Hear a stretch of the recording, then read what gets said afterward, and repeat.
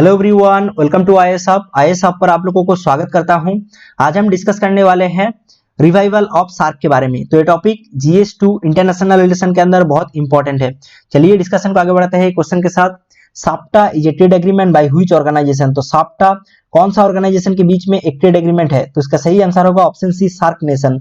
Next जो article यहाँ पर है, reclaiming SAARC from the ashes of 2020। तो बहुत सारा एक्सपर्ट के द्वारा मांग किया जा रहा है सार्क को फिर से रिवाइव करना चाहिए। फर्स्ट हम बैकग्राउंड देख लेते हैं। तो आप लोगों को पता है लास्ट जो सार्क समिट है ये ऑर्गेनाइज किया गया था 2016 में। 2016 में उरी अटैक के बाद इंडिया का स्टैंड था जब तक पाकिस्तान के द्वारा state sponsor cross border terrorism promote बंद नहीं किया जाएगा तब तक इंडिया सार्क समिट में पार्टिसिपेट नहीं करेगा। अभी हाल फिलहाल में पाकिस्तान के द्वारा सार्क समिट ऑर्गेनाइज किया जा रहा है और इंडिया का स्टांस अभी सेम है। तो इस आर्टिकल में ऑथर के द्वारा कहा जाता है इंडिया को सार्क समिट में पार्टिसिपेट करना चाहिए। तो इससे रिलेटेड बहुत सारा आर्गुमेंट दिया जाता है ऑथर के द्वारा, तो इसी को हम डिस्कस करेंगे इस वीडियो पर। तो फर्स्ट देख लेते हैं सार्क क्या है। तो सार्क का फुल फॉर्म है south Asian association for regional cooperation. तो सार्क एक रीजनल इंटर गवर्नमेंटल ऑर्गेनाइजेशन है। इसके साथ साथ यूनियन ऑफ स्टेट है इन साउथ एशिया। सार्क को खोजा गया था ढाका में ऑन 8 दिसंबर 1985 में। सार्क का हेडक्वार्टर कहां पर है? सार्क का हेडक्वार्टर है काठमांडू, नेपाल पर। तो currently secretary general of SAARC कौन है? श्रीलंका के निवासी एस्ला रुयान उइराकोन है currently secretary general of SAARC. Next देखिए, टोटल 8 मेंबर है, अफगानिस्तान, बांग्लादेश, भूटान, इंडिया, मालदीव, नेपाल, पाकिस्तान एंड श्रीलंका। और 9 ऑब्जर्वर नेशन है, इसके अंदर है Australia, China, European Union, Iran, Japan, the Republic of Korea, Mauritius, Myanmar, the United State of America. Next हम डिस्कस करेंगे author के द्वारा क्या क्या आर्गुमेंट दिया जाता है रिवाइवल ऑफ सार्क से रिलेटेड।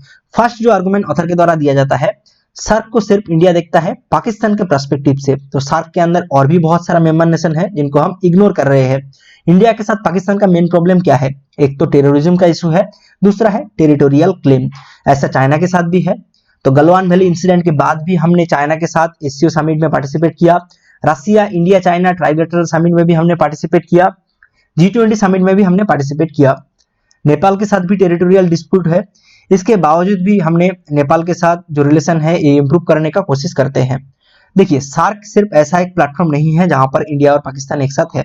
ऐसा बहुत सारा प्लेटफॉर्म है जहां पर इंडिया और पाकिस्तान एक साथ है। जैसे कि हाल ही में सांघाई कोऑपरेशन ऑर्गेनाइजेशन का जो मीटिंग है ये होस्ट किया गया था इंडिया के द्वारा।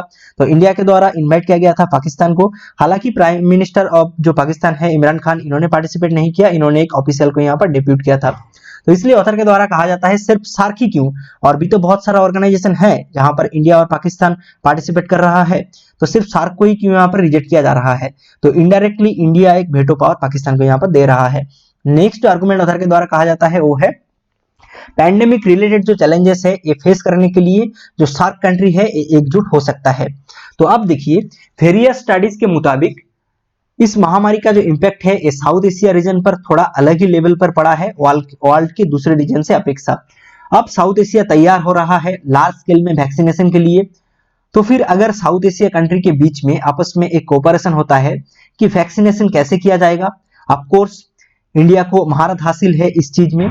तो इंडिया अगर इसमें बाकी देश को हेल्प करता है तो इंडिया का जो सॉफ्ट पावर है ये दूसरे देश में इंक्रीज हो सकता है। तो इसलिए भी इंडिया को जो सार्क समिट है इसमें पार्टिसिपेट करना चाहिए। नेक्स्ट जो यहाँ पर पॉइंट दिया जाता है ऑथर के द्वारा वो है इकोनॉमिक कोऑपरेशन। क्योंकि देखिए, कोविड-19 का जो इफेक्ट है ये बहुत सारा सेक्टर में पड़ा है और काफी सारा जॉब लॉसेस हुआ है। सबसे ज्यादा इंपैक्ट पड़ा है टूरिज्म सेक्टर पर। इसलिए वर्ल्ड बैंक के द्वारा कहा जाता है इंटर रीजनल जो टूरिज्म है इसे बूस्ट करने के लिए, क्योंकि इससे काफी हद तक जो टूरिज्म सेक्टर है इसको बूस्ट मिल सकता है। तो इसलिए अभी इमर्ज होकर आया है East Africa single joint visa system, Mekong region single joint visa system, और एक है Caribbean island single joint visa system. तो इस दिशा में जो सार्क कंट्री है, सार्क कंट्री को भी एकजुट होना चाहिए और एक सिंगल जॉइंट वीजा सिस्टम चालू करना चाहिए। क्योंकि अभी इस महामारी के टाइम में कोई भी इंडिया नहीं चाहेगा अमेरिका जाना या फिर ऑस्ट्रेलिया जाना या फिर यूरोपियन नेशन विजिट करना। तो वो चाहेंगे नेपाल विजिट करना या फिर भूटान विजिट करना या फिर दूसरा कोई सार्क कंट्री विजिट करना वो चाहेंगे। तो इसलिए जो इंटर रीजनल जो टूरिज्म है इसे काफी हद तक बूस्ट किया जा सकता है। इससे टूरिज्म सेक्टर को भी थोड़ा बहुत बढ़ावा मिलेगा। नेक्स्ट जो यहाँ पर आर्गुमेंट दिया जाता है वो है टू काउंटर चाइना। चाइना को काउंटर करने के लिए भी इंडिया को सार्क में पार्टिसिपेट करना चाहिए। क्योंकि देखिए, चाइना का एक एम्बिशियस प्रोजेक्ट है बिल्ट एंड रोड इनिशिएटिव। तो इसका पार्ट इंडिया और भूटान नहीं है। तो इंडिया और भूटान के छोड़कर और जो मेंबर नेशन है वो बेल्ट एंड रोड इनिशिएटिव का पार्ट है। अभी इंडिया के साथ नेपाल का भी टेंशन है बॉर्डर पर, और पाकिस्तान के साथ भी बॉर्डर पर टेंशन है। तो इसलिए चाइना अभी तैयार है नेपाल और पाकिस्तान को इंडिविजुअल लेवल में हेल्प करने के लिए। नेक्स्ट देखिए, 2014 में चाइना के द्वारा मांग किया गया था, चाइना अब फुल टाइम मेंबर बनना चाहता है सार्क का, और चाइना का जो स्टेटस है ये अपग्रेड करने के लिए कहा गया था। बट इंडिया यहाँ पर कहता है चाइना का जो बॉर्डर है बेशक साउथ एशियन कंट्री के साथ लग सकता है, बट चाइना एक साउथ एशियन कंट्री नहीं है। तो यहाँ पर पाकिस्तान के द्वारा कहा जाता है क्यों नहीं है, क्योंकि चाइना का बहुत सारा इन्वेस्टमेंट है साउथ एशिया पर, चाइना बहुत सारा ट्रेड करता है साउथ एशियन कंट्री के साथ, टूरिज्म भी है, और बहुत सारा जो साउथ एशियन स्टूडेंट है वो पढ़ना पसंद करते हैं चाइना का बहुत सारा यूनिवर्सिटीज में।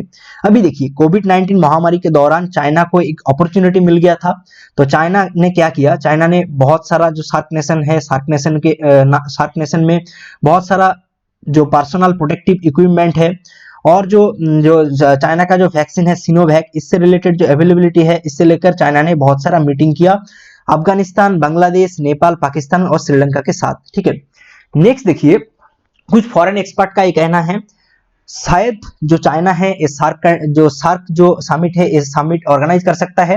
तो यहाँ पर चाइना बात कर सकता है सार्क माइनस इंडिया और भूटान का, जबकि इंडिया बात करता है सार्क माइनस पाकिस्तान का। तो इसलिए जो सार्क है, सार्क को फिर से रिवाइव करना चाहिए और इंडिया को सार्क समिट में पार्टिसिपेट करना चाहिए। ठीक है, नेक्स्ट जो चाइना जो है, चाइना फिर से जो सार्क मेंबर जो है, सार्क मेंबर को इनवाइट कर सकता है आरसीईपी के लिए भी। आरसीईपी क्या है, रीजियनल कॉम्प्रिहेंसिव इकोनॉमिक पार्टनरशिप। नेक्स्ट यहाँ पर कंक्लूजन में ऑथर के द्वारा कहा जाता है भारत को अब बंद करना होगा बेजिंग प्रिज्म से सार्क को देखना। ठीक है, तो सार्क को अभी भारत को देखना है अपने ओन प्रिज्म से, और सार्क फ्यूचर में एक फोर्स मल्टीप्लायर का काम कर सकता है और एक ग्लोबल स्टेज बन सकता है इंडिया के लिए। तो इसलिए इंडिया को सार्क में पार्टिसिपेट करना चाहिए। तो ये है एंड ऑफ दिस वीडियो का। Please stay tuned with us and subscribe to our YouTube channel.